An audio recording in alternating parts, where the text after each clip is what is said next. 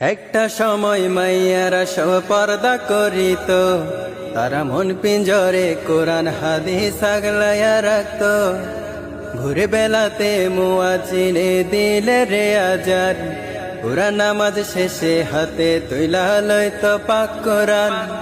একটা সময় মাইয়ারা সব পর্দা করিত, তারা মন পিঞ্জরে কোরআন হাদিস আগলায়া রাখত। ভোরে বেলাতে মুয়াজ্জিনে দিলে রে আজান, পুরা নামাজ শেষে হাতে তুইলা লইতো পাক কোরআন। ওরে আজকের যুগের মাইয়ারা তো পর্দা করে না, কোরআন হাদিস বলে তারা কিছুই বুঝে না। রাত জাগিয়া কাটায় তারা টিভি সিনেমায়, ওরে যায় রে যায় ফজর তাদের ঘুমের ভেতরে।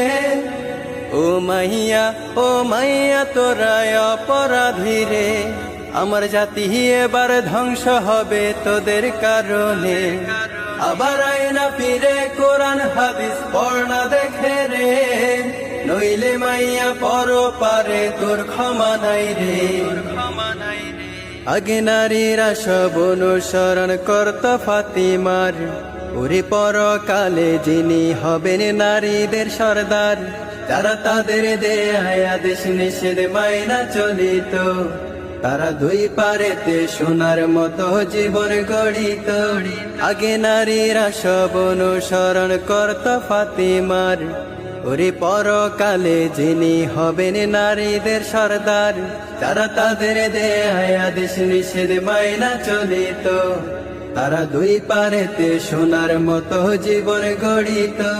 আজকাল অনুসরণ করে মায়া চিত্রনায়িকার, যাদের কাছে শিক্ষা পাবে চলতে বেপরদার। যারা তাদের মতো জীবন যাপন করবি মাইয়া রে, তাদের মতো কপাল পোড়ায় আর কেহ নাই রে। ও মাইয়া তোরা অপরাধী রে, তোদের জন্য যুব সমাজ ধ্বংস হবে রে।